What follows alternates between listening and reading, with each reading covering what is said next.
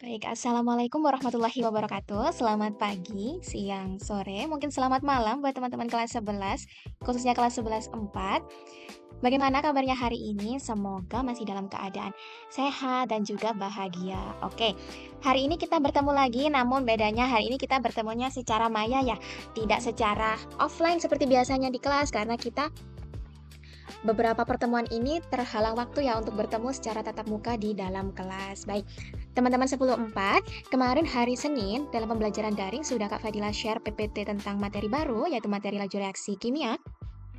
Setelah sebelumnya teman-teman telah mempelajari bab termokimia bersama Kak Laura. Nah, sejak Senin kemarin kita udah masuk ke materi laju reaksi ya. Nah, untuk kesempatan kali ini, Kakak mau menjelaskan terkait PPT yang sudah Kakak share ke teman-teman sekalian, karena dari feedback yang teman-teman kasih, banyak dari kalian yang mengungkapkan bahwasanya lebih enak dijelasin langsung, Kak, lebih nyantol kalau dijelasin secara langsung gitu. Kakak juga paham ya gimana kalau kita belajar via PPT aja pasti kayak kalau memahami sesuatu pasti mikir dulu, kalau kan secara langsung enak bisa tanya langsung, terus bisa interaksi secara langsung gitu. Nah, harapannya Kakak dengan dibuatnya video ini membantu teman-teman sekalian untuk bisa lebih paham terkait materi laju reaksi. Kakak juga minta maaf karena kita terbatas ketemu secara langsungnya karena maunya Kakak juga pengennya ketemu secara langsung sama teman-teman di ruang kelas. Namun karena terus-terusan dihadapin sama libur, jadinya mungkin dari video ini saja. Nah, nanti Kakak bakal jelasin terkait materi laju reaksi juga menjawab pertanyaan-pertanyaan teman-teman yang sudah teman-teman tulis di link yang kemarin Kakak share itu harapannya Kakak buat bisa membantu teman-teman agar lebih paham lagi terkait materi laju reaksi ini. Nah, baik teman-teman kita lanjut. Nah, jadi teman-teman pembelajaran materi laju reaksi ini bertujuan agar teman-teman tuh diharapkan bisa memahami apa itu laju reaksi, bagaimana reaksi bisa terjadi, faktor-faktor yang mempengaruhi cepat lambatnya reaksi, sampai cara menentukan order reaksi dan persamaan lajunya. Berikut juga dengan memahami penerapan laju reaksi dalam kehidupan sehari-hari. Lanjut. Nah, sebelum masuk ke materi, coba pikirkan dulu nih teman-teman pertanyaan berikut. Di sini Kakak ada 3 pertanyaan. Tapi nih sebelum masuk ke pertanyaan, di sini ada 3 ilustrasi atau 3 gambar yang sudah Kakak sajikan. Di mana gambar pertama ini gambar apa, teman-teman? Iya, benar sekali. Ini gambar kertas terbakar. Terus gambar kedua ini gambar apa? Gambar besi berkara dan juga yang terakhir ini gambar iya, benar sekali, vitamin C atau tabel Eversen yang dilarutkan di dalam segelas air. Nah, kenapa ya kira-kira kertas itu bisa lebih cepat terbakar, tetapi kalau besi mau berkara tuh membutuhkan waktu yang sangat lama. Itu kira-kira kenapa ya teman-teman? Terus juga kira-kira kenapa tablet yang dihancurkan atau tablet Eversen ataupun vitamin C yang berbentuk serbuk yang telah dihancurkan sehingga berbentuk serbuk itu bisa cepat lebih larut dalam air dibandingkan tablet yang masih utuh. Nah, itu kira-kira kenapa ya teman-teman? Dan sebenarnya apa sih yang terjadi saat zat-zat itu bereaksi? Kalau dipikir-pikir ternyata reaksi kimia itu ada yang cepat dan ada yang lambat juga ya teman-teman, iya enggak? Nah, dari sinilah kita nanti mulai belajar tentang laju reaksi. Kita lanjut. Nah, sekarang pertanyaannya nih teman-teman. Bagaimana sih suatu reaksi itu dapat terjadi? Apakah zat itu tinggal dicampur lalu otomatis langsung bereaksi gitu aja? Jadi pokoknya asal ada zat A sama zat B itu dicampur pasti dia bereaksi gitu kah? Enggak ya teman-teman, ternyata itu tidak sesederhana itu. Supaya reaksi kimia itu dapat terjadi, maka partikel-partikel zat itu harus saling bertemu atau bertumpukan terlebih dahulu. Nah, di sini Kakak sajikan ilustrasi nih, ada gambar A dan juga gambar B. Di mana gambar A atau gambar 1 ini ada lalu lintas yang lagi lenggang, yang lagi damai, aman, tentram, sentosa, nggak ada yang tabrakan. Nah, dia kan berarti nggak ada yang lecet, gak ada yang berubah, ya udah dengan jalurnya masing-masing. Nah, kalau di gambar yang kedua ini ada 2 orang saling tabrakan motor. Kalau mereka tabrakan pasti ada yang berubah dong, teman-teman. Entah motornya yang rusak, entah mereka yang terluka, pastikan ada yang berubah dari mereka yang diakibatkan dari tumbukan atau tabrakan itu. Ya dong.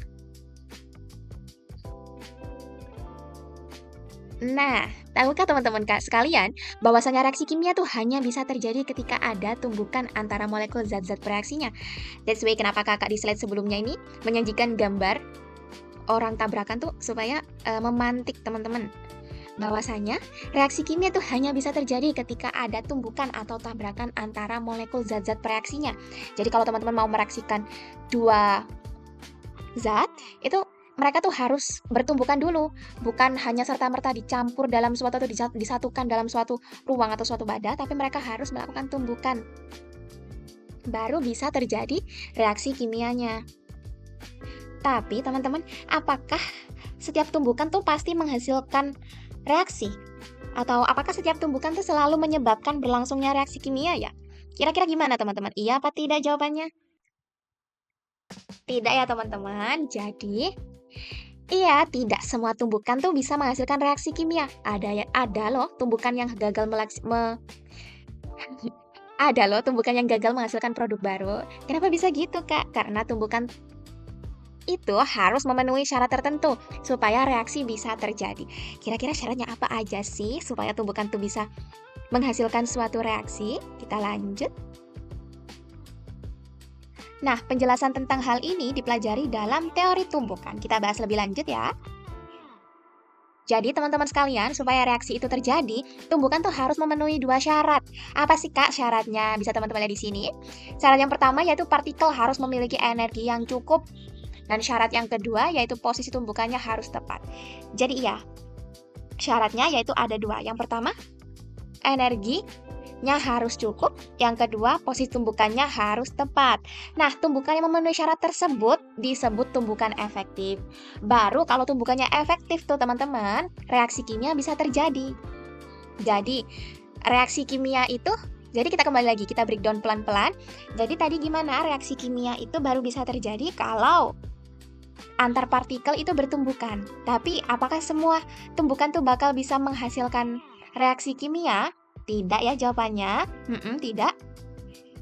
Terus gimana dong supaya bisa menghasilkan reaksi kimia? Tumbukan tersebut harus memenuhi dua syarat. Apa tadi teman-teman? Iya, syarat yang pertama energinya harus cukup. Dan syarat yang kedua posisi tumbukannya harus tepat, harus pas. Baru itu dinamakan tumbukan efektif. Sampai sini bisa nyambung ya teman-teman? Oke, sip, pinter.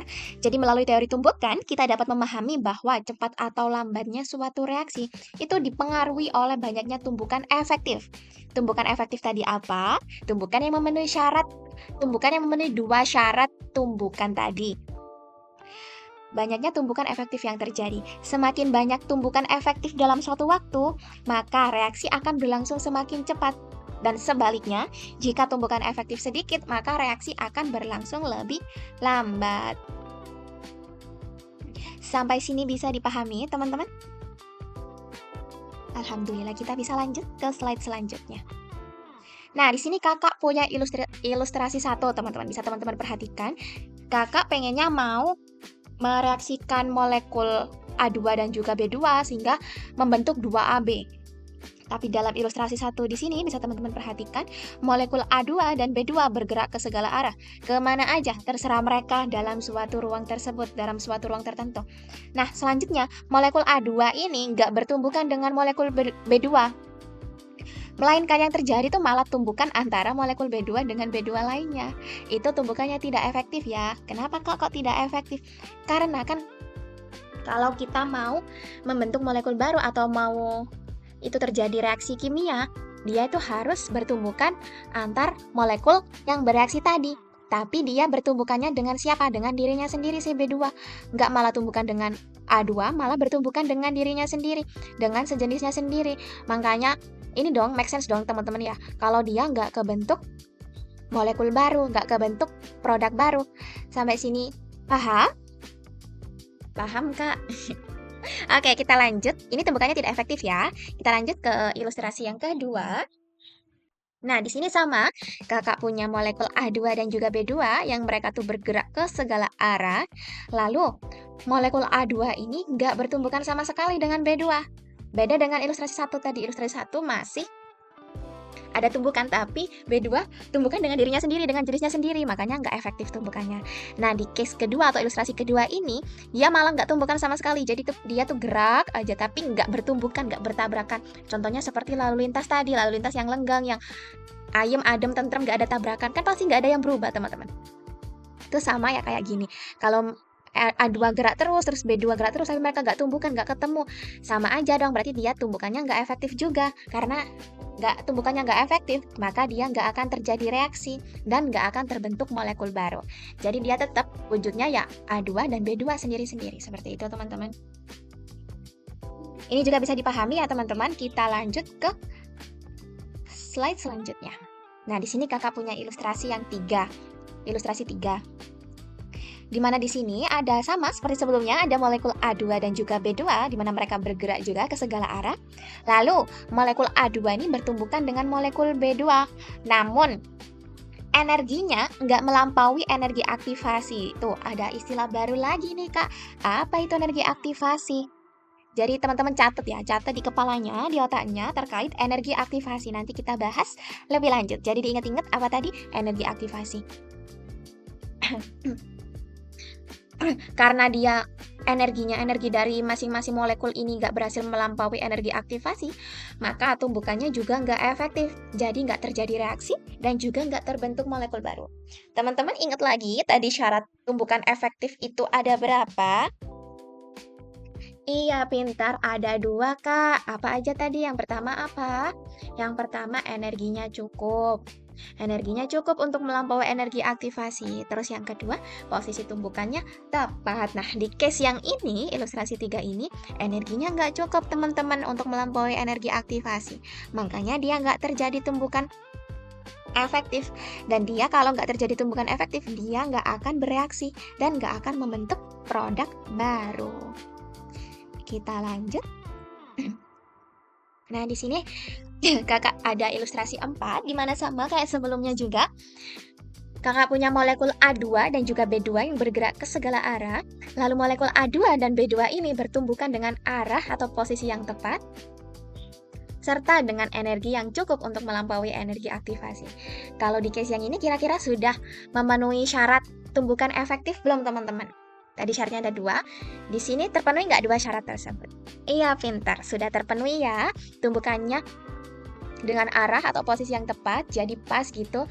Terus energinya juga cukup untuk melampaui energi aktivasi. Maka dia terjadi tumbukan efektif. Kalau udah terjadi tumbukan efektif, maka dia bisa terjadi reaksi, bisa bereaksi tuh antara molekul A2 dan juga B2. Dan bisa menghasilkan molekul baru atau terbentuk molekul baru, yaitu molekul 2AB. Seperti yang kakak inginkan. Sampai sini paham ya teman-teman, sebelum kita masuk ke laju reaksi terkait tumbukan efektif. Terus terkait reaksi kimia yang reaksi kimia ternyata tuh harus melalui tumbukan dulu, harus ada yang bertumbukan, baru dia bisa bereaksi. Nah, tapi nggak sembarang tumbukan. Tumbukannya harus apa tadi? Harus memenuhi 2 syarat tadi, seperti itu. Kalau teman-teman sudah paham belum? Kalau masih ada yang dibingungkan, nanti boleh banget tanya lagi ke kakak di link yang kakak share kemarin. Nanti kakak jawab di situ, bantu jawab di situ ya. Kita lanjut. Nah, tadi kakak sudah suruh kalian buat ingat-ingat satu istilah tadi ya, di slide berapa tadi? Terkait energi aktivasi. Nah, habis ini kita bahas lebih lanjut terkait energi aktivasi. Jadi, apa sih, Kak, energi aktivasi itu?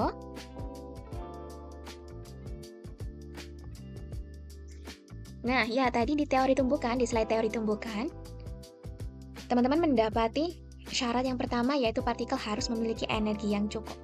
Nah, maksudnya harus memiliki energi yang cukup ini, cukupnya tuh seberapa, Kak? Caranya kita tahu itu cukup tuh gimana? Dan cukup untuk apa, Kak? Nah, energi yang cukup ini yaitu energi yang cukup untuk melampaui. Melampaui itu berarti apa? Melebihi dari yang namanya energi aktivasi. Jadi energi aktivasi itu apa? Energi aktivasi merupakan energi minimum yang harus dimiliki partikel agar tumbukan berhasil menghasilkan reaksi atau tumbukan menghasilkan reaksi. Jadi analoginya seperti ini teman-teman. Teman-teman bayangin, teman-teman tuh mau loncat pagar karena kekuncian di depan rumah. Teman-teman mau masuk ke halaman rumah, tapi karena kekuncian teman-teman mau lompat pagar rumah teman-teman. Nah, bayangin pagar rumah teman-teman itu sebagai energi aktivasi. Tingginya pagar itu sebagai energi aktivasi. Nah, teman-teman adalah partikelnya. Terus energi lompatan itu teman-teman bayangin sebagai energi partikel tadi yang dibilang di syarat terjadinya tumbukan efektif supaya syarat pertama terjadi tumbukan efektif energi yang cukup. Nah, itu energi yang cukup itu adalah analogikan sebagai energi lompatan yang teman-teman butuhkan untuk bisa lompatin pagarnya teman-teman. Kalau energi lompatannya atau energi teman-teman nggak cukup untuk melompati pagar, teman-teman bisa nggak masuk ke dalam rumah? Nggak bisa dong. Pasti teman-teman cuma lompat-lompat aja tuh di luar pagar, gitu kan? Lompat-lompat aja tuh di luar pagar. Nih, ini analogikan pagarnya rumahnya teman-teman. Nah, reaksi ini atau partikel tuh teman-teman. Nah, energi yang teman-teman butuhkan untuk lompat itu energi partikel yang tadi dibahas sebagai syarat pertama dari terjadinya tumbukan efektif. Kalau teman-teman energinya nggak cukup, energi lompatannya buat ngelompatin pagar, pasti kan teman-teman hanya gini aja, naik turun nggak berhasil lompat.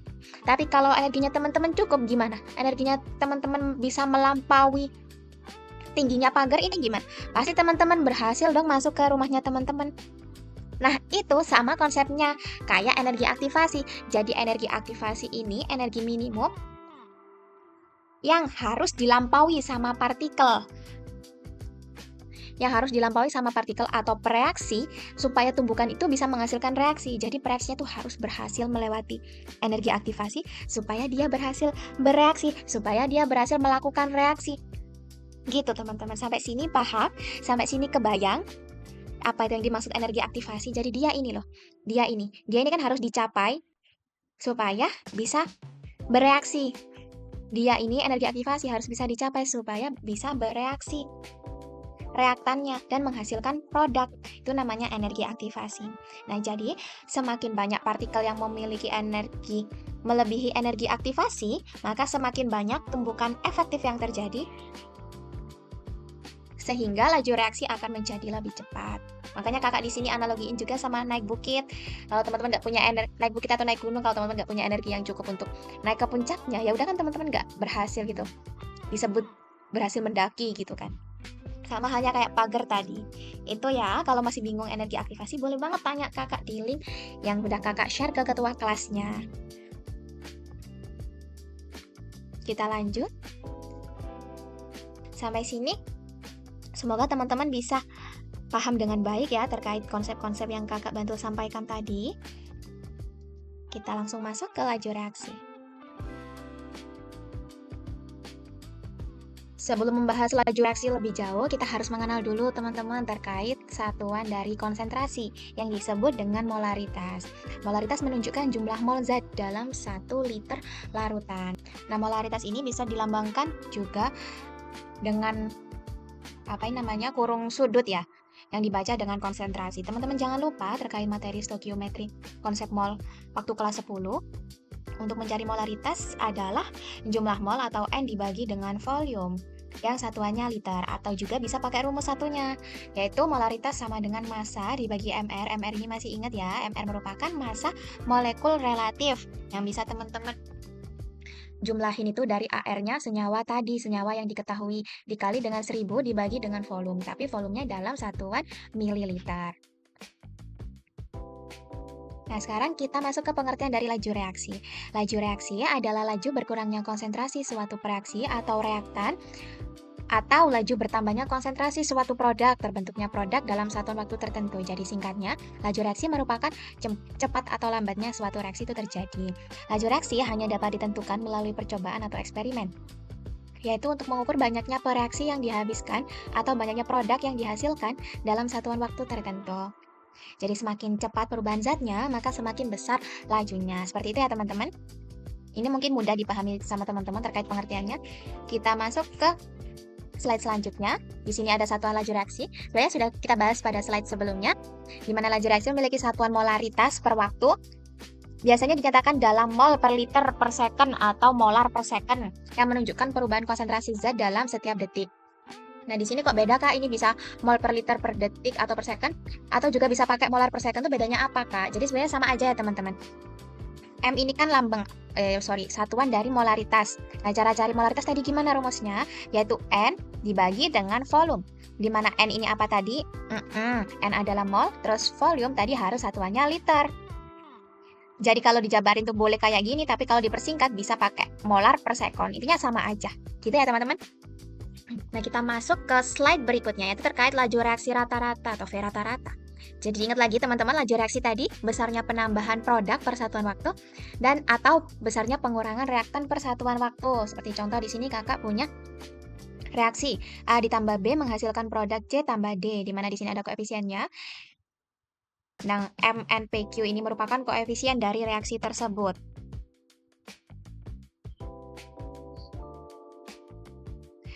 Nah, teman-teman, laju reaksi rata-rata ini digunakan untuk mengetahui seberapa cepat suatu reaksi berlangsung dalam selang waktu tertentu. Dari rumus ini, yang bisa teman-teman lihat di sini, kita bisa melihat perubahan konsentrasi tiap zat yang terlibat dalam reaksi, baik reaksi yang makin berkurang maupun produk yang semakin bertambah. Jadi teman-teman, laju reaksi rata-rata ini digunakan untuk menghitung laju reaksi dari masing-masing senyawa atau masing-masing. Di sini di reaksi ini tadi, kakak kan punya contohnya tadi pakai reaksi ini. Nah, kalau teman-teman mau di soal tuh disuruh nyari laju dari A gitu, laju reaksi dari reaktan A itu berapa? Nah, teman-teman pakai rumus ini. Kalau yang ditanyain adalah berapa laju dari masing-masing senyawa. Jadi, berapa laju reaksi dari A itu teman-teman bisa pakai rumus ini ya, laju reaksi rata-rata. Jadi rumusnya yaitu kalau kita mau cari A, yaitu laju dari A sama dengan minus delta konsentrasi A dibagi delta T. Nah, teman-teman, delta konsentrasi A ini bisa dicari dengan cara tadi, pakai rumusnya molaritas tadi. Jadi konsentrasi ini itu bisa dicari dengan sama dengan molaritas mol per volume. Jadi nanti soal tuh diketahui mol, bisa nggak diketahui molnya? Teman-teman cari dulu.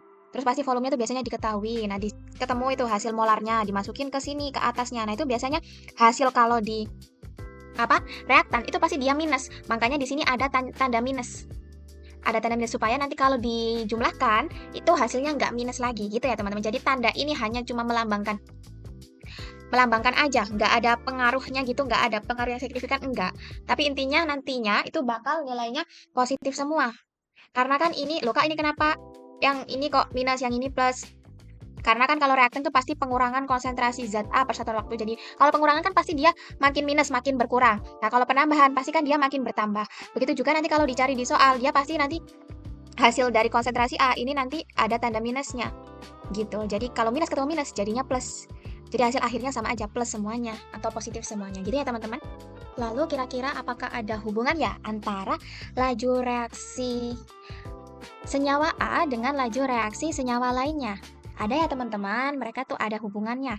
Nah, ternyata perbandingan laju reaksi antar senyawa itu sebanding atau sejalan dengan perbandingan koefisiennya.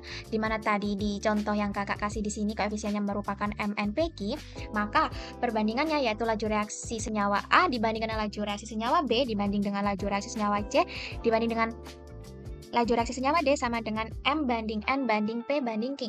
Jadi ketika satu laju reaksi dari satu senyawa itu diketahui, kita bisa mencari laju reaksi dari senyawa lainnya dengan rumus yang kakak tulis ini. Jadi V ditanya atau laju reaksi yang ditanyakan di soal sama dengan koefisien yang ditanya atau koefisiennya dari laju reaksi senyawa yang ditanya tadi dibanding koefisien yang diketahui atau koefisien dari senyawa yang laju reaksinya diketahui dikali dengan laju reaksi dari senyawa yang diketahui. Untuk lebih jelasnya kita lanjut ke contoh soal aja teman-teman. Nah, jadi di sini kakak ada latihan soal 1, yaitu pada suhu tertentu, gas karbon dioksida terbentuk dari pembakaran gas propana dengan oksigen. Jika laju pengurangan gas propana adalah 2 kali 10 pangkat min 2 mol per liter second, maka laju pembentukan gas karbon dioksida adalah, jadi yang ditanyakan adalah laju pembentukan gas karbon dioksida. Kalau mengerjakan gini, teman-teman tulis dulu persamaan reaksinya. Di mana tadi? Gas CO2 terbentuk dari pembakaran gas propana, berarti gas propana atau C3H8. Masih ingat ya tata nama hidrokarbon? Propana ini berarti dia termasuk alkana, alkena apa alkuna? Alkana. Karena propana. C3 karena propana karena dia 3, jadi C3H8 ditambah O2, pembakaran gas propana dengan oksigen. C3H8 ditambah O2 membentuk karbon dioksida, dan juga uap air. Nah, kalau udah ditulis persamaan reaksinya sama teman-teman, teman-teman setarakan dulu dari persamaan reaksi tersebut. Persamaan cara menyatakan reaksinya masih ingat kan teman-teman? Tapi di sini coba kakak bantu. Coba kakak bantu ingetin. Jadi di sini dilihat dulu teman-teman di ruas kiri atau di bagian reaktan C-nya ada berapa di sini? Ada 3. Sementara di kanan ada berapa sebelumnya? Ada 1 Kak. Makanya supaya sama gimana? Dikalikan dengan 3 supaya C-nya sama-sama 3. Nah, dikalikan 3 itu 3-nya dimasukin jadi koefisiensi CO2. Koefisien itu yang angka besar di depan senyawa ya, bukan angka kecil. Jadi 3-nya jangan dimasukin di tengah C sama O gini. Kalian nggak boleh gitu, itu salah namanya. Jadi ya langsung dimasukin di depan. Diingat-ingat lagi dulu pas kelas 10 saat penyetaraan reaksi. Terus habis itu udah setara nih C-nya. Habis itu hanya di ruas kiri atau di reaktan ada berapa? Ada 8. Sementara H di ruas kanan atau di produk ada berapa sebelumnya? Ada 2 Kak. Supaya sama-sama berarti ini supaya sama-sama menjadi 8, itu gimana ya caranya? Berarti dikalikan berapa teman-teman? Iya benar, dikalikan dengan 4. Makanya di sini 4-nya taruh mana? Taruh koefisien depannya senyawa H. Senyawa H2O. Nggak boleh langsung diganti di sini 8. Di indeksnya H sini ya, nggak boleh. Harus kalau menyetarakan tuh taruh koefisien, taruh depannya senyawa yang disetarakan gitu. Jadi sekarang sudah setara ya teman-teman, H di reaktan ada 8, H di produk juga ada 8. Terus kita lanjut ke O-nya. O-nya di ruas kiri sebelumnya ada 2, sementara O di kanan ada berapa? Kita hitung pelan-pelan teman-teman. Ini O-nya ada 2, 2 dikali dengan 3, 3 dari koefisien hasil penyetaraan tadi, berarti 2 kali 3 berapa? 6, berarti di sini punya O 6. Terus di sini O-nya ada berapa? Ada 1, tapi dikalikan dengan 4. Kenapa dikali 4? Hasil penyetaraan tadi ya, ini berarti milik bersama. Nggak milik H aja, ini juga 3-nya nggak milik C aja, tapi milik satu senyawa. Gitu ya teman-teman. Di sini O-nya berarti 1 kali 4, 4. 4, di sini ada 4, di sini O-nya ada 6. 6 tambah 4 berapa teman-teman? Pinter, 10. Berarti yang O di ruas kiri atau di reaktan harus juga berjumlah 10. Nah, di sini O-nya ada 2. Supaya jadi 10 gimana? Dikalikan berapa? Iya, benar dikalikan 5. Makanya di sini ditaruh di koefisien O2 itu 5. Gitu teman-teman. Sekarang reaksinya sudah setara, teman-teman bisa lihat. Jumlah C, jumlah H dan jumlah O itu sama antara ruas kiri dan juga ruas kanan. Kalau reaksinya udah setara, baru kita bisa kerjain soalnya, teman-teman. Jadi tadi laju yang diketahui adalah laju si propana, berarti si dia. Ini termasuk ini dia laju yang diketahui yaitu sebesar sekian. Terus yang ditanyain lajunya siapa? Laju CO2. Rumusnya gimana tadi? Laju yang ditanya atau VCO2 sama dengan koefisien ditanya. Berarti koefisiennya siapa? Koefisiennya CO2. Berapa di sini teman-teman? 3, makanya tulis di sini 3 per koefisien yang diketahui. Yang diketahui tadi lajunya si propana, makanya koefisiennya propana berapa? Di sini 1, karena nggak ada berarti itu dia sama dengan 1, makanya 3 per 1 dikali dengan volume yang diketahui. Volumenya siapa? Kok volume sih? Mohon maaf ya. Lalu dikali dengan laju yang diketahui. Lajunya siapa? Lajunya propana yang diketahui dengan di soal. Dimasukin, terus teman-teman hitung deh. Ketemu satuannya mol per liter per sekon, atau bisa ditulis dengan molar per second. Gitu ya teman-teman terkait laju reaksi rata-rata di latihan soal 1. Selanjutnya kakak juga ada latihan soal 2. Nah, di latihan soal yang 2 ini agak rumit ya teman-teman. Dikarenakan nggak diketahui salah satu laju dari senyawanya, makanya kita carinya pakai cara yang berbeda. Jadi di sini ada soal yaitu dalam ruang 4 liter dipanaskan gas amonia sebanyak 1 mol sehingga terurai menurut reaksi berikut, yaitu NH3 atau amonia menjadi N2 dan juga H2. Nah, ini di sini kakak udah setarakan ya teman-teman. Penyetaraannya seperti tadi yang udah kakak bantu ingetin. Nah, jika setelah 5 detik terbentuk gas H2 sebanyak 0,6 mol, maka laju rata-rata penguraian amonia adalah. Nah, untuk penyelesaiannya, teman-teman tulis dulu reaksinya yang sudah disetarakan di sini, lalu teman-teman bikin MBS-nya atau mula-mula, bereaksi, dan juga sisa. Terus di sini kita lihat di soalnya tadi, mula-mulanya amonia ada berapa? Ada 1 mol. Dimasukin ke sini ke mula-mulanya si amonia. Terus selanjutnya di soal ada apa lagi? Di soal ada jika setelah 5 detik terbentuk gas H2 sebanyak 0,6 mol. Berarti itu dia masuk ke sisa, dia terbentuk 0,6 mol. Ditulis di sini di sisanya H2. Nah, berarti kalau dia sisanya atau terbentuknya sebanyak 0,6 mol, dia yang bereaksi juga otomatis 0,6 mol ya teman-teman. Kenapa gitu Kak? Karena dia mula-mulanya nggak ada, karena dia merupakan produk. gitu ya. N2 ini juga mula-mulanya nggak ada karena dia merupakan hasil reaksi atau produk gitu. Nah, selanjutnya untuk kan tadi yang ditanyakan adalah laju rata-rata penguraian NH3. Jadi kita nggak usah fokus ke N2 ini, nggak apa-apa, kita fokusnya ke NH3 aja. Jadi, di sini untuk mengetahui berapa NH3 yang bereaksi, itu bisa dengan perbandingan koefisien, yaitu perbandingan koefisien yang ditanya per yang diketahui dikali dengan mol yang diketahui. Hampir mirip-mirip sama rumus yang sebelumnya, pokoknya ditanya per diketahui dikali dengan diketahui. Jadi, koefisien yang ditanya itu si NH3, kan dia yang nggak tahu NH3. Makanya di sini ditulis kakak tulis 2, kelihatan kan teman-teman? Kakak tulis 2 per 3 ini dari mana? Dari si H2 karena dia diketahui bereaksinya berapa. Jadi 2 per 3 dikali 0,6 mol. 0,6 mol dari mana? Udah pasti dari H2 karena dia sudah diketahui berapa bereaksinya. Terus ketemunya adalah 0,4 mol. 0,4 mol. Nah, makanya di sini sisanya tinggal dikurangin aja teman-teman, yaitu 1 mol. Di mula-mulanya dikurangi 0,4 mol, maka sama dengan 0,6 mol. Gitu ya teman-teman. Nah, sebenarnya kalau di bereaksi sini, ini kakak lupa kasih tanda minus. Kalau di bereaksi kan ini tadi dikurangin. Dikurangin ini dari mana? Dari sini. Harusnya ini di bereaksi itu di minus, kurang. Bereaksi ini dia berkurang, jadi minus 0,4 mol. Kalau di produk, bereaksinya itu plus, karena dia kan bertambah, makin bertambah. Makanya dia harusnya tandanya di sini plus, di sini juga plus. Kakak lupa nambahin. Nah, kalau di bereaksi di reaktan, itu pasti tandanya minus karena dia berkurang. Jadi di sini minus, makanya di sini 1 minus 0,4. Minus ini dari sini tadi dikurangi 0,4 atau minus 0,4 hasilnya 0,6 mol. Di sini harusnya ada tanda minus ya. Kakak lupa nambahin. Kenapa ada tanda minus tadi? Karena dia ini, diingat-ingat lagi. Dia pengurangan konsentrasi zat atau pengurangan konsentrasi zat di reaktan itu pasti pengurangan konsentrasi zat. Jadi makanya tandanya selalu minus di bereaksinya karena dikurangi, dari mula-mula dikurangi gitu. Nyambung ya teman-teman di sini ya. Terus lanjut teman-teman ke rumusnya, yaitu laju rata-rata dari amonia sama dengan minus delta dari NH3 atau amonia per delta T waktunya.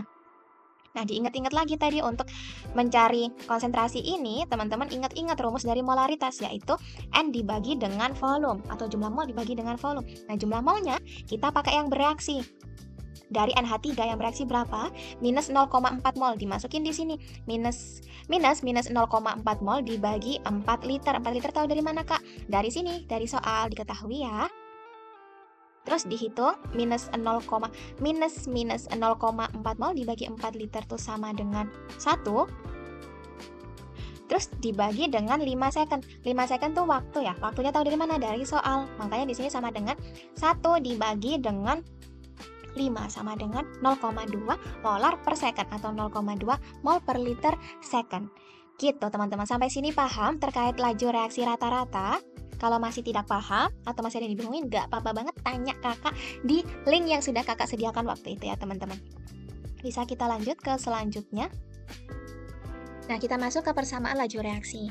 Persamaan laju reaksi tidak dapat dinyatakan hanya dari persamaan reaksi, baru bisa dinyatakan setelah dilakukan eksperimen seperti yang udah kita bahas di awal tadi. Dia hanya bisa dilakukan baru bisa dinyatakan setelah dilakukan eksperimen. Contoh di sini kakak punya persamaan reaksi A ditambah 2B menjadi atau menghasilkan produk 3C. Nah, teman-teman, laju reaksi, persamaan laju reaksi itu dinyatakan sebagaimana, Kak? Nah, teman-teman, persamaan laju reaksi itu dinyatakan sebagai berikut, yaitu V atau lambang dari laju reaksi sama dengan K atau konstanta. Laju dikalikan dengan konsentrasi A pangkat M. M ini merupakan order dari konsentrasi A, nanti kita belajar di belakang. Dan juga konsentrasi B pangkat N. Nah, seperti yang udah ditulis sama kakak di sini. Terus, M ditambah N itu sama dengan order reaksi total atau sama dengan tingkat reaksi. Untuk lebih lanjutnya kita masuk ke slide berikutnya, di mana order reaksi merupakan bilangan pangkat dari faktor konsentrasi dalam persamaan laju reaksinya, menyatakan besarnya pengaruh konsentrasi pada laju reaksi. Mana order reaksi ini ditulisnya itu di pangkat dari konsentrasi itu tadi ya, teman-teman sekalian. Kita lanjut. Nah, cara menentukan order reaksi yaitu ada 2. Yang pertama, jika tahap-tahap reaksi itu diketahui, maka order reaksi sama dengan koefisien yang tahap reaksinya paling lambat. Contohnya itu gimana, Kak? Contohnya di sini supaya teman-teman lebih paham. Tentukan persamaan laju reaksi dari reaksi berikut. Di sini kakak punya reaksi dari NO2 ditambah dengan O2 menghasilkan produk NO2.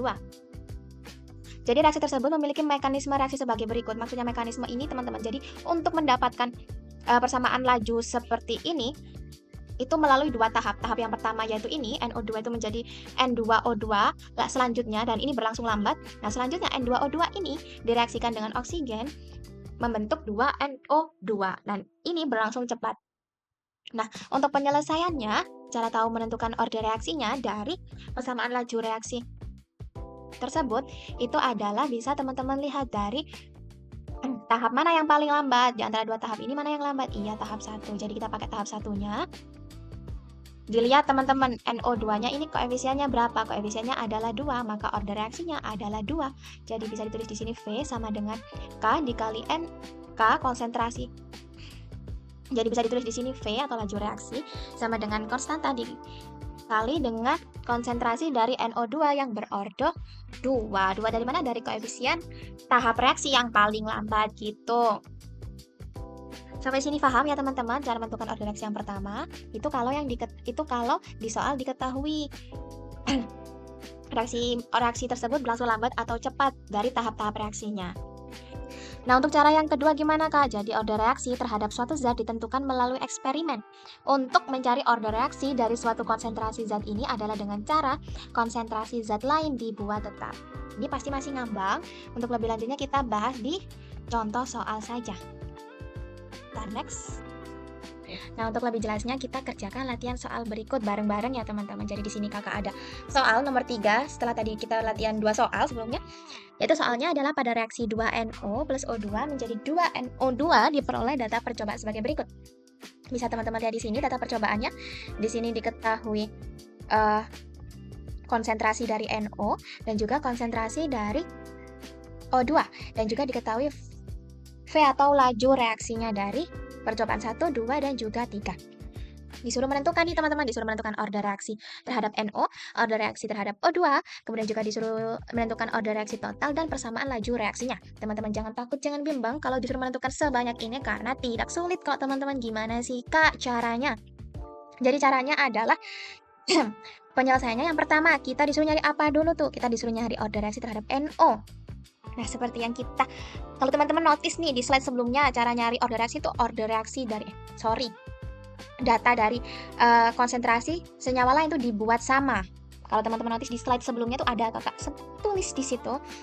Nah, inilah maksud dari dia. Kita kan mau cari order reaksi terhadap NO, order reaksinya NO.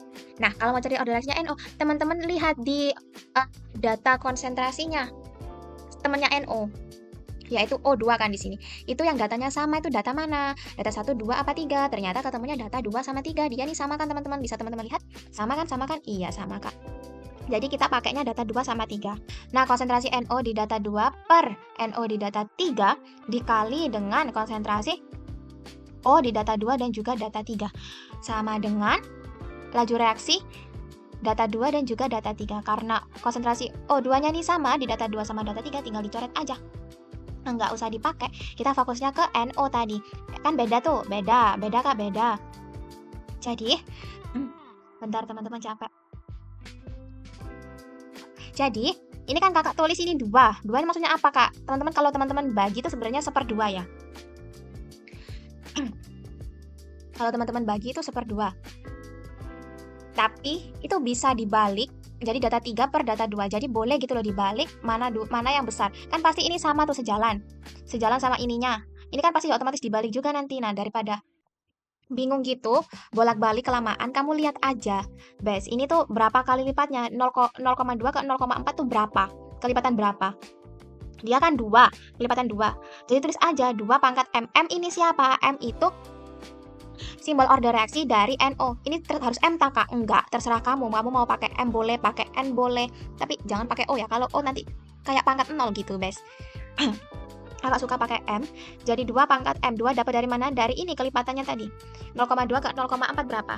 Atau kalau bingung kelipatannya gimana, tinggal dibagi aja nih. Yang besar dibagi kecil. 0,4 dibagi 0,2.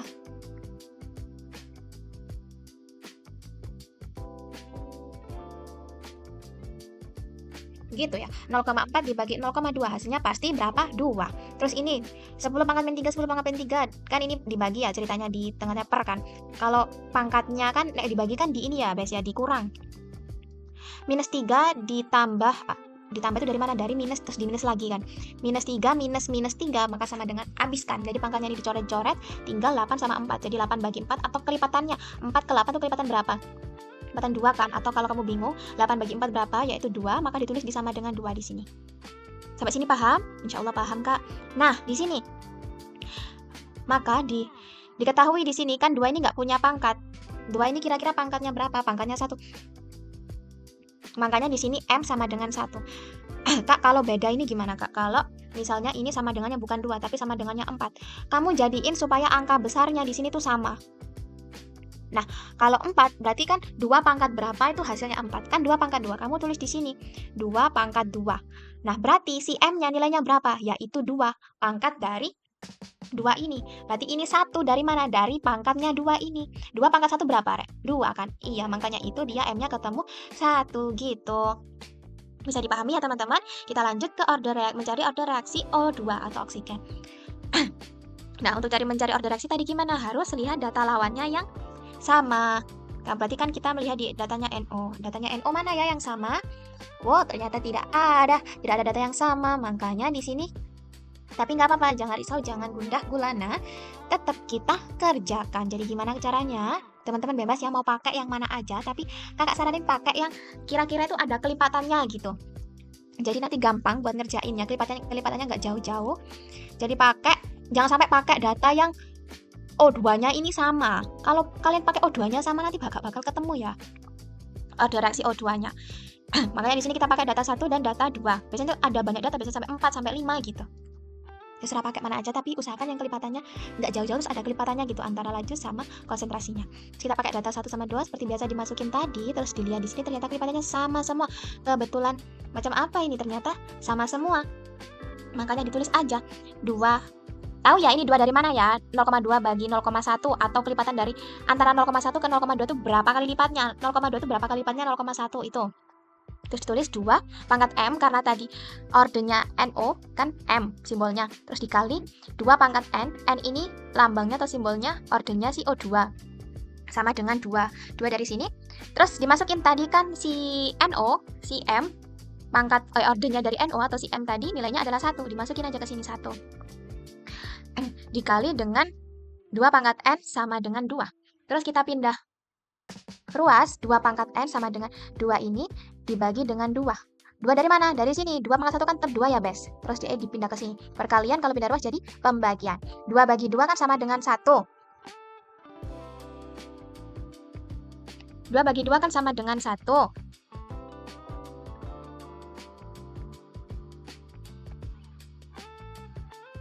Nah, kira-kira 2 pangkat berapa yang hasilnya itu sama dengan 1? Pastikan 2 pangkat 0. Semua angka yang dipangkatin 0 itu sama dengan 1. Ini kan berarti harusnya kakak ditulis di sini 2 pangkat N sama dengan 1. Nah, berarti kan baru bisa kakak bilang 2 pangkat berapa yang hasilnya 1? Adalah 2 pangkat 0. Semua angka yang dipangkatin dengan 1 hasilnya adalah semua angka yang dipangkatin dengan 0 hasilnya adalah 1. Makanya di sini N nilainya adalah 0. Gitu ya, teman-teman. Bisa dipahami? Bisa, Kak. Pinter. Kita lanjut ke soal yang selanjutnya, disuruh nyari order reaksi total. Nah, kalau cari order reaksi total ini gampang, teman-teman, tinggal ditambahin aja M ditambah N tadi yang udah kita cari. M-nya tadi ketemunya 1, N-nya ketemu 0. 1 tambah 0, 1. Ketemu. Kita lanjut ke persamaan laju reaksi. Persamaan laju reaksinya tinggal ditulis kayak tadi, teman-teman. Jadi, V dari NO2 atau dari produknya sama dengan konstanta dikali dengan NO pangkat M. NO tadi kan ordernya pangkat F. Terus O2 pangkat N, ordernya O2 tadi N. Terus kita udah tahu tadi ketemu nilai M-nya atau nilai order dari NO berapa? 1 ditulis di sini. VNO2 sama dengan KNO pangkat 1 dan konsentrasi O2 pangkat 0. Karena pangkat 0 nilainya pasti 1. Jadi yang ditulis VNO2 sama dengan K dikali konsentrasi NO. Gitu ya, teman-teman. Sampai sini paham? Kalau nggak paham tadi gimana, boleh tanya kakak di link yang udah kakak share ke ketua kelas kalian. Kita lanjut.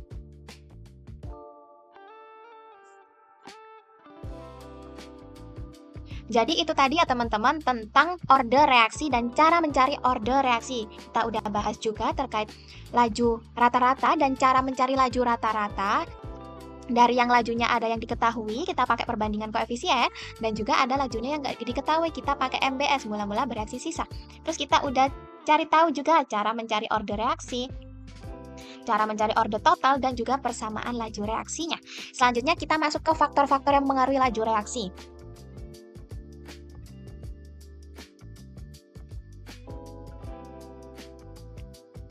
Jadi yang pertama yaitu ada faktor konsentrasi. Jadi semakin tinggi konsentrasi reaksi, maka semakin sering partikel bertumbukan sehingga laju reaksi menjadi lebih cepat dibandingkan dengan konsentrasinya yang rendah. Coba teman-teman perhatikan gambar di samping ini. Gambar 1 itu ada 4 molar zat A ditambah 4 molar zat B, dan di gambar 2 ada 10 molar zat A ditambah 10 molar zat B. Kira-kira konsentrasinya yang lebih besar di gambar 1 apa gambar 2, teman-teman? Iya benar, 10 sama 4 besaran mana? Besaran 10, benar sekali. Makanya karena dia konsentrasinya lebih tinggi, maka partikelnya semakin sering bertumbukan karena konsentrasinya besar. Maka karena partikelnya semakin sering bertumbukan dan ternyata di antara itu banyak tumbukan efektifnya, maka laju reaksinya semakin apa teman-teman? Semakin cepat gitu. Bisa dipahami ya teman-teman? Jadi intinya kalau faktor konsentrasi itu semakin tinggi konsentrasinya, semakin cepat laju reaksinya. Kenapa semakin cepat? Karena semakin banyak partikel yang bertumbukan. Gitu ya teman-teman. Kita lanjut ke faktor. Oh ya ini ketinggalan tulisannya. Kita lanjut ke faktor yang selanjutnya, ada faktor luas permukaan. Dimana semakin luas permukaan zat, maka semakin banyak bagian partikel yang dapat bertumbukan. Maka semakin besar luas permukaan, itu tumbukan efektifnya meningkat dan menyebabkan laju reaksinya semakin cepat. Nah, di gambar ini, di sebelah kanan ini teman-teman, ada gambar batu kapur.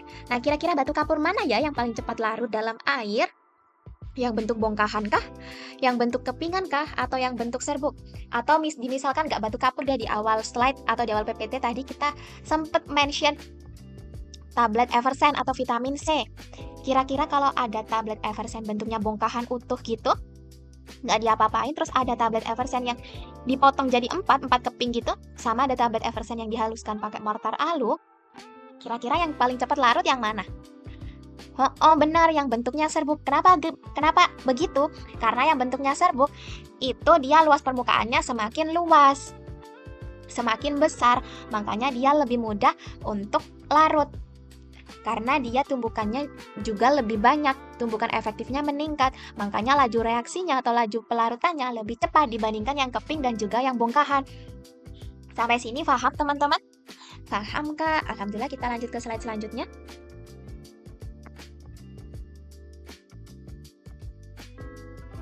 Nah, selanjutnya ada faktor katalis.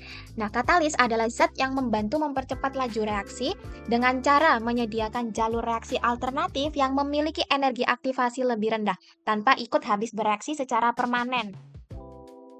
Jadi, katalis ini menyediakan jalur reaksi alternatif dengan energi aktivasi yang lebih rendah. Seperti yang teman-teman ingat tadi, kita udah bahas terkait energi aktivasi, berikut juga dengan kurvanya di depan tadi. Nah, si katalis ini teman-teman, fungsinya itu untuk membantu menyediakan jalur alternatif yang energi aktivasinya itu lebih rendah. Jadinya reaktannya itu atau partikelnya itu nggak perlu energi yang lebih banyak atau banyak-banyak buat bisa melampaui dia. Supaya dia bisa bereaksi. Teman-teman lihat gambar di sebelah kiri dan juga sebelah kanan, bandingin. Ini yang tanpa katalis, jadi nggak ada katalis di sini. Energi aktivasinya untuk menghasilkan produk itu sekian, setinggi ini, sebesar ini. Tapi kalau dengan katalis ini membantu untuk menyediakan jalur lain. Cara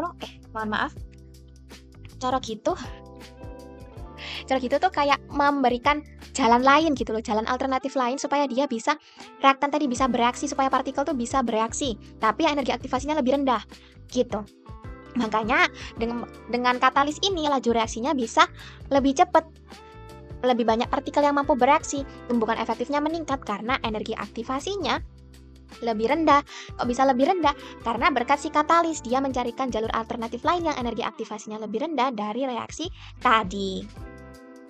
Sampai sini paham nggak teman-teman? Paham ya? Kalau nggak paham, tanya ke kakak.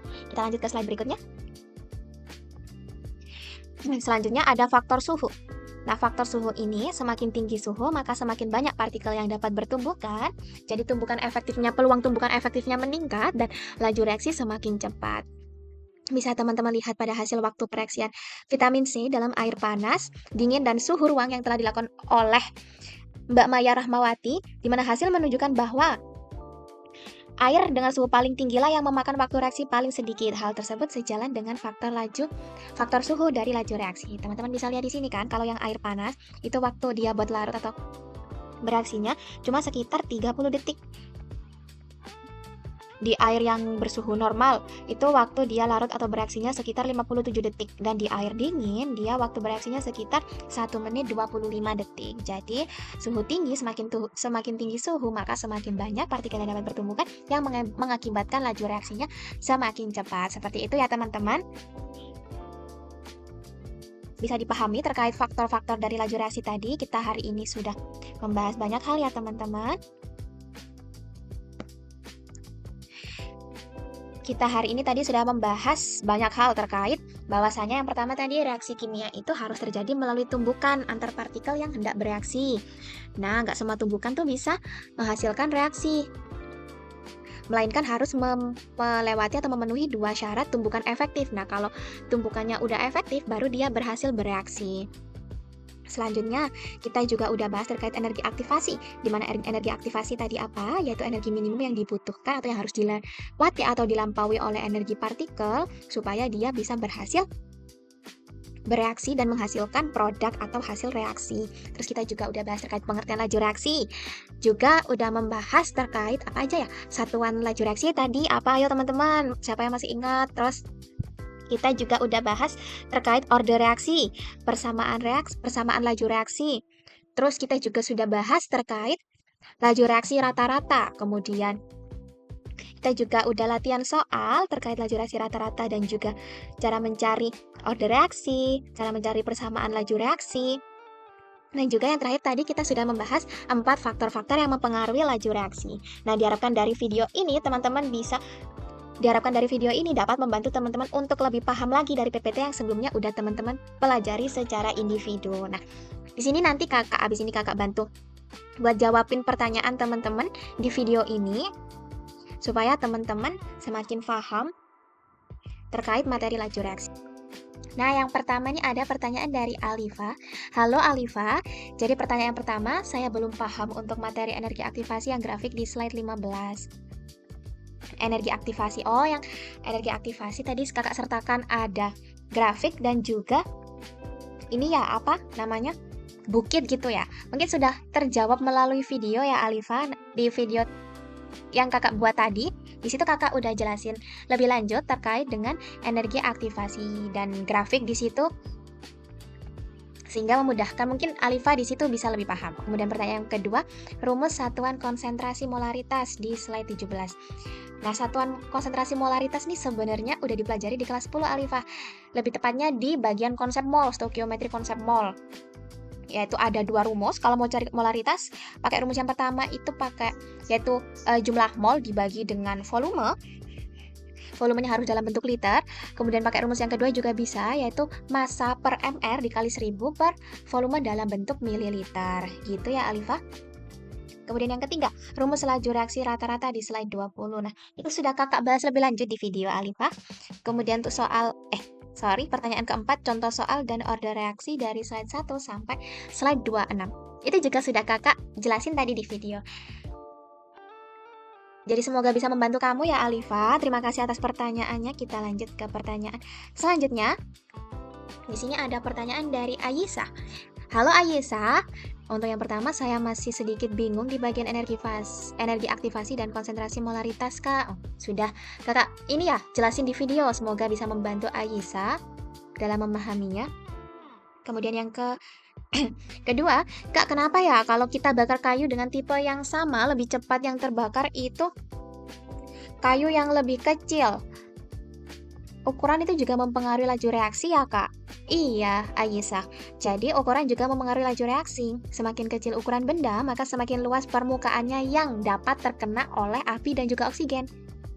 Makanya, serbuk kayu atau ranting kecil lebih cepat kebakar dibandingkan balok kayu besar. Karena bagian yang bisa bertumbukan dengan oksigen itu bisa lebih banyak, Aisyah.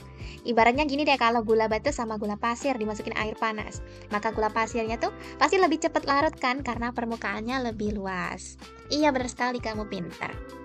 Kemudian yang ketiga, dari PPT disebut kalau suhu juga mempengaruhi laju reaksi. Bagaimana dengan fenomena whipped cream, Kak? Kan dia lebih cepat larut di air dingin setahu aku dan memang harus pakai air dingin. Nah, ini pertanyaan yang menarik sekali. Terima kasih Ayesa. Karena tidak semua proses itu murni reaksi kimia biasa. Kalau pada teori laju reaksi, suhu makin tinggi biasanya reaksi makin cepat karena partikelnya bergerak lebih aktif, yang otomatis tumbukannya bakal terjadi lebih sering ya. Tapi pada whipped cream, yang dijaga tuh bukan cuma kecepatan dari reaksinya, melainkan kestabilan teksturnya. Nah, si whipped cream ini mengandung lemak. Nah, lemak ini akan lebih stabil kalau dalam suasana dingin. Jadi kalau pakai air hangat atau suhunya terlalu tinggi, lemaknya gampang mencair, sehingga whipped cream susah mengembang dan cepet cairnya. Gitu ya, Aisyah. Jadi bukan berarti teori suhu salah, tapi karena whipped cream ini lebih berkaitan dengan pembentukan struktur dan kestabilan busa, bukan sekedar mempercepat reaksinya. Seperti itu, semoga bisa menjawab Aisyah. Kita lanjut ke pertanyaan selanjutnya. Di sini ada dari Latifa. Halo Latifa. Sebelumnya, iya sama-sama. Iya, mohon maaf ya kita nggak bisa bertemu di kelas secara langsung karena 2 hari berturut-turut kita dihadapkan dengan libur. Dan hari Senin kakak rencananya ngajak teman-teman sekalian untuk praktikum. Jadi kakak bantu buat jelasin materinya lewat video aja ya, bisa temen cicil lihatnya perlahan-lahan, kalau senggang dilihat gitu. Fleksibel waktu lihatnya. Terus pertanyaan dari Latifa, apakah tekanan tidak termasuk faktor dari laju reaksi? Sebenarnya iya Latifah, jadi tekanan itu juga termasuk faktor yang mempengaruhi laju reaksi, terutama pada reaksi gas. Tapi kenapa ya kok biasanya seringkali tuh yang dibahas faktor-faktor yang mempengaruhi laju reaksi itu cuma 4 itu tadi. Karena sebenarnya tekanan itu efek khusus dari konsentrasi pada gas. Jadi dia itu udah lebih kayak menjurus gitu loh. Bukan yang umum, faktor umum bukan faktor umum yang mempengaruhi laju reaksi.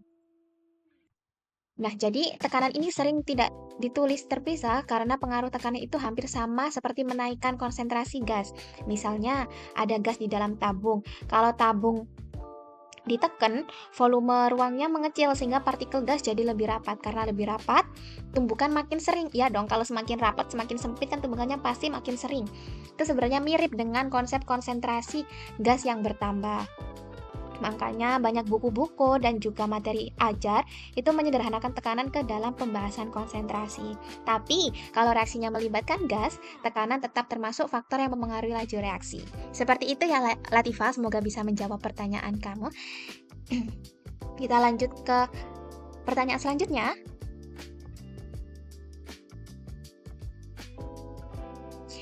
Di sini ada dari Arindia.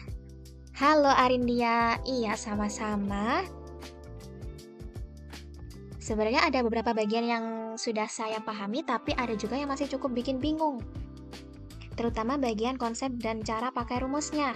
Oh ini sudah kakak bantu jelasin di video ya Arindia, semoga itu bisa membantu kamu lebih mengerti materinya. Karena kita ada keterbatasan, sekali lagi kakak mohon maaf, kita memiliki keterbatasan untuk bertemu secara langsung. Kakak maunya juga ketemu kalian secara langsung. Sama-sama Arindia, kakak juga terima kasih karena kamu sudah memberikan feedback. Kita lanjut ke selanjutnya. Di sini ada dari Axela. Halo Axela. Iya, sama-sama. Penjelasan di PPT cukup membantu, tetapi masih ada beberapa materi maupun rumus yang akan lebih difahami ketika dijelaskan secara langsung. Iya, kakak minta maaf ya, kita nggak bisa ketemu secara langsung. Semoga video yang kakak bikin tadi bisa membantu Axela untuk memahami lebih lanjut terkait dengan rumusnya dan juga konsepnya. Axela masih ada sedikit kebingungan mengenai kenapa kalau kita menyimpan buah di luar ruangan lebih cepat busuk dibandingin di dalam kulkas. Apakah hal ini ada hubungannya dengan materi laju reaksi. Iya, benar sekali. Terima kasih karena kamu sudah bisa menyimpulkan atau bisa muncul pertanyaan seperti itu. Itu tuh pertanyaan yang cukup menarik karena kamu udah berhasil menghubungkan laju reaksi dalam kehidupan sehari-hari kamu. Jadi jawabannya iya, Aksela, itu ada hubungannya dengan laju reaksi. Jadi buah yang disimpan di luar ruangan biasanya lebih cepat busuk karena suhu di luar itu lebih tinggi dibandingin di dalam kulkas. Nah, dalam materi laju reaksi, suhu merupakan salah satu faktor yang mempengaruhi cepat atau lambatnya reaksi berlangsung. Jadi, kalau Aksela ingat, semakin tinggi suhu, gimana tadi? Maka partikel-partikel akan bergerak lebih cepat, sehingga reaksi pembusukan pada buah juga berlangsung lebih cepat. Akibatnya, buah menjadi cepat matang, lalu cepat busuk. Sedangkan kalau dalam kulkas, suhu lebih rendah sehingga gerakan partikel menjadi lebih lambat. Reaksi kimia dan aktivitas mikroorganisme penyebab pembusukan juga melambat, sehingga buah bisa bertahan lama. Gitu ya, Aksela. Jadi kulkas itu membantu manusia untuk memperlambat proses pembusukan karena di situ kan suhu kulkasnya lebih rendah daripada suhu ruangan. Jadinya dia memperlambat gerakan partikel-partikel untuk bertumbukan. Dia memperlambat proses pembusukan atau reaksi pembusukan. Seperti itu ya, Aksela. Semoga bisa menjawab. Terima kasih, Aksela. Kita lanjut ke pertanyaan berikutnya. Di sini ada dari Alfia. Halo Alfia. Iya, sama-sama. Tetapi dari aku mungkin bisa lebih jelas lagi dan lebih memahami kalau materinya dijelasin secara langsung. Iya kakak, mohon maaf ya nggak bisa jelasin ke kalian secara langsung. Oh iya kak, di sini aku masih bingung dengan teori dan latihan soal mengenai MBS. Oh, mulai-mulai bereaksi sisa tadi ya. Sudah kakak bantu jelasin di video ini ya. Semoga bisa membantu kamu Alfia, semangat belajarnya. Kita lanjut ke soal berikutnya. Di sini ada dari Laura. Halo Laura. Iya, sama-sama. Tapi kayaknya aku butuh penjelasan secara lisan supaya aku lebih paham bagian rumusnya. Iya, kakak minta maaf ya nggak bisa jelasin secara langsung. Tapi udah kakak bantuin melalui video ini. Semoga bisa membantu kamu. Nanti kalau masih kurang paham, nggak apa-apa banget, tanya aja di sini lagi. Nanti kakak bantu lebih lanjut lagi untuk mengatasi kebingungan kamu. Oh iya, aku mau nanya kak soal yang buah cepat busuk kalau ditaruh di luar ruangan. Apakah itu ada kaitannya dengan pengaruh suhu terhadap laju reaksi yang kita sedang pelajari ya? Iya, benar sekali. Pertanyaan kamu bagus Laura, sama dengan Aksela tadi kalau nggak salah. Iya, itu ada hubungannya dengan pengaruh suhu atau faktor suhu, di mana tadi sudah kakak jawab. Kalau suhu di luar ruangan kan suhunya pasti lebih tinggi tuh daripada di dalam kulkas. Makanya dia bisa lebih cepat busuknya. Kalau di kulkas tuh gerakan antar partikel supaya bisa bertumbukan tuh diperlambat. Makanya dia lebih lama proses pembusukannya gitu ya Laura. Terima kasih pertanyaannya. Oke, selanjutnya ada dari Sevira. Halo Sevira. Iya, sama-sama. Iya, semoga video yang kakak bikin ini bisa membantu Sevira buat lebih paham dan mengerti dari rumus-rumusnya juga konsep dari lajunya ya. Kemudian, oh iya kak, saya juga mau tanya apakah benar semua jenis reaksi kimia pasti punya ordo reaksi? Iya Sevira, pada dasarnya reaksi kimia itu memiliki ordo reaksi. Karena setiap reaksi kimia itu memiliki hubungan antara konsentrasi zat bereaksi dengan kecepatan reaksinya. Nah, hubungan itulah yang disebut sebagai order reaksi. Jadi, order reaksi ini digunakan untuk menunjukkan seberapa besar sih pengaruh konsentrasi terhadap laju suatu reaksi. Seperti itu ya, Sevira. Sama-sama, kakak juga terima kasih atas pertanyaannya. Kita lanjut ke pertanyaan selanjutnya. Selanjutnya di sini ada pertanyaan terakhir dari Keisha. Halo Keisha. Sama-sama. Iya, kakak mohon maaf karena kita memiliki keterbatasan waktu untuk ketemu ya Keisha. Semoga video yang kakak bikin ini bisa membantu Keisha untuk lebih paham lagi. Di pertemuan selanjutnya, rencananya kalian mau kakak ajak buat praktikum terkait faktor-faktor yang mempengaruhi laju reaksi. Nah, di situ nanti boleh banget kalau mau tanya-tanya lebih lanjut terkait materi ini. Nah, pertanyaan pertama itu, jika terjadi reaksi tumbukan tapi hanya satu tapi hanya memenuhi salah satu syarat, itu tetap menjadi tumbukan efektif atau tidak? Jawabannya tidak ya Keisha. Tumbukan efektif itu harus dan wajib atau fardu ain hukumnya untuk dipenuhi dua syarat sekaligus, yaitu apa tadi? Energinya cukup untuk melampaui energi aktivasi dan posisi tumbukannya pas atau tepat. Jadi kalau hanya salah satu yang terpenuhi, reaksi biasanya belum berhasil terjadi. Gitu Keisha.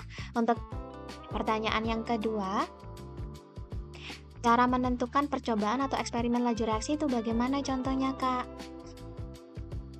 Nah, cara untuk menentukan percobaan atau eksperimen laju reaksi itu bisa dari berbagai cara ya. Namun biasanya kalau ini yang dibahas Keisha, biasanya ada di soal laju reaksi itu biasanya kan ada data, ada konsentrasi, terus ada hasil lajunya. Nah, itu datanya dari mana? Data pada soal laju reaksi itu berasal dari hasil eksperimen di laboratorium. Jadi, peneliti itu melakukan beberapa percobaan dengan mengubah konsentrasi zat tertentu, lalu mengukur seberapa cepat sih reaksinya bisa berlangsung. Hasil pengamatan itu kemudian dibuat menjadi tabel data percobaan.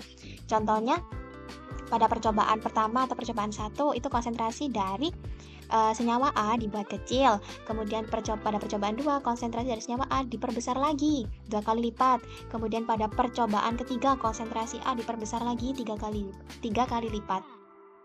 Nah, lalu dilihat apakah laju reaksinya ikut berubah di situ. Nah, dari data itulah kemudian kita bisa menentukan order reaksi, persamaan laju reaksi, dan pengaruh konsentrasi terhadap laju reaksi. Seperti itu, Keisha. Selanjutnya, pertanyaan yang ketiga, order reaksi terhadap pada suatu zat apakah hanya bisa ditentukan dengan eksperimen saja? Jika iya, mengapa? Iya, karena order reaksi itu tidak selalu sama dengan angka koefisien pada persamaan reaksi ya. Maka ilmuwan tuh perlu melakukan percobaan untuk melihat bagaimana perubahan konsentrasi memengaruhi laju reaksi secara nyata. Gitu Keisha.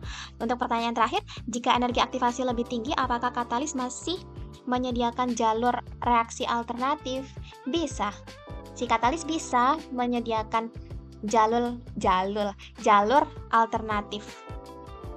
Jalur alternatif supaya energi aktivasinya nggak setinggi itu. Jadi katalis bekerja dengan menyediakan jalur reaksi alternatif yang memiliki energi aktivasi lebih rendah. Jadi walaupun energi aktivasi awalnya itu tinggi, katalis tetap membantu agar reaksi lebih mudah dan lebih cepat terjadi. Seperti itu ya Kaisa, semoga bisa membantu kamu dan menjawab pertanyaan kamu. Jikalau masih ada yang dibingungkan, boleh banget tanya kakak di sini di link ini, nanti kakak bantu jawabin. Sampai ketemu di hari Senin ya teman-teman 11.4. Terima kasih atas perhatiannya. Kakak juga terima kasih atas pertanyaan-pertanyaan yang teman-teman kasih. Kakak akhiri, wassalamualaikum warahmatullahi wabarakatuh.